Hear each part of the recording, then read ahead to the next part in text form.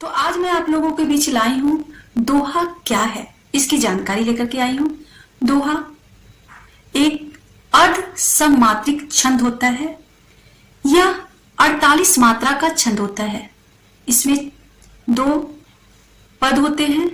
हर एक पद में 2 चरण होते हैं, यानी कि दोहे में 4 चरण होते हैं, जिसमें पहला और तीसरा जो चरण होता है वो विषम चरण कहलाता है। दूसरा और चौथा चरण समचरण कहलाता है। विषम चरण में 13 मात्रा होती है और समचरण में 11 मात्राएं होती है। जो हमारा विषम चरण है उसके पदांत पर 2 1 2 संयोजन होना अनिवार्य होता है। यह 13 मात्रा का संयोजन होता है। और जो 11 मात्रा का समचरण होता है उसमें पदांत पर 2 1 यानी कि गुरु लघु का होना अनिवार्य है। दोहे के चारों चरण की 11वीं जो मात्रा होती है, हर स्थिति में वो किसी तरह का हम कोई भी दोहा लिख रहे हैं, हर तरह के दोहे में 11वीं मात्रा लघु होती ही है। हर स्थिति में 11वीं मात्रा को लघु रखना ही है।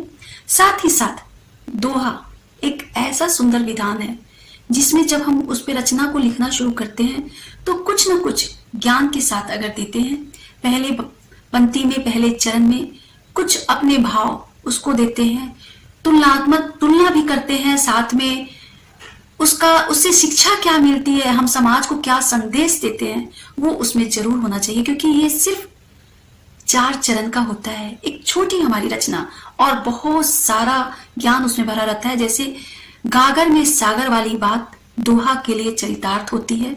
तो जब भी दोहा की सृजना करें तो उसमें कुछ ज्ञान जरूर समाहित करें।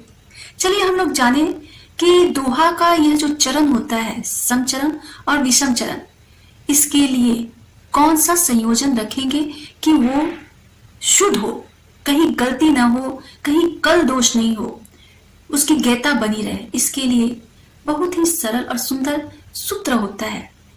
2 तरीके के संयोजन होते हैं। एक होता है समकल संयोजन। समकल संयोजन में हम लोग का सूत्र जो है वो है चौकल घन चौकल, यानी कि 4 जोड़ 4 के पदांत पर 2 1 2 13 मात्रा हुई। इसका जो समचरण होता है उसमें इसका संयोजन रहता है 4 जोड़ 4 जोड़ 2 1 11 मात्रा। फिर हम लोग आते हैं विषमकल संयोजन में। विषमकल संयोजन में हमारा जो सूत्र होता है उसमें आप देखेंगे 3 जोड़ 3 यानी कि त्रिकल जोड़ त्रिकल, फिर जोड़ 2, फिर जोड़, फिर आपका 2 1 यानी कि त्रिकल घन द्विकल घन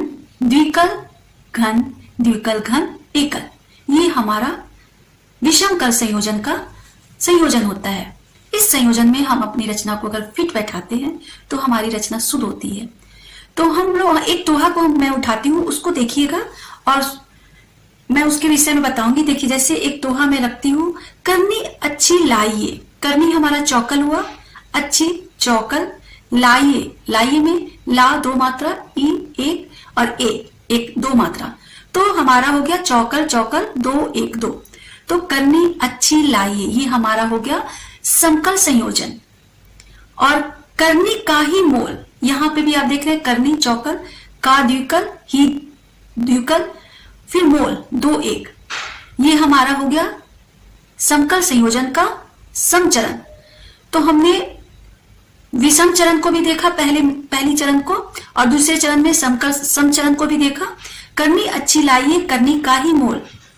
तीसरे चरण में आते हैं, करनी से ही मिल रहा यहाँ जीव का खोल। अब देखिए तीसरे चरण में करनी से ही मिल रहा, यहाँ पे भी करनी चौकल, से ही चौकल हो गया, मिल द्विकल, रहा 1 2, तो पदांत पे 1 2 आ गया। और फिर चौथे लाइन में आएगा यहाँ जीव का मोल। ये हमारा त्रिकल संयोजन पर मेरा चौथा चरण है। यहाँ त्रिकल जीव, त्रिकल के बगल में एक त्रिकल देते हुए इसका संयोजन किया गया, यहाँ जीव का खोल। तो करनी अच्छी लाइए, करनी का ही मोल, करनी से ही मिल रहा यहाँ जीव का खोल। तो हम अपने शब्दों को अगर सूत्र पर ढाल करके संयोजित करते हैं तो हमारी रचना कभी भी गलत नहीं होगी। लेकिन कुछ गण ऐसे होते हैं कि हमें सूत्र में भी फिट बैठाने पड़ते हैं। तो मैं अगले वीडियो में आगे की कुछ जानकारी लेकर के आप लोग के बीच आऊंगी। तब तक के लिए नमस्कार।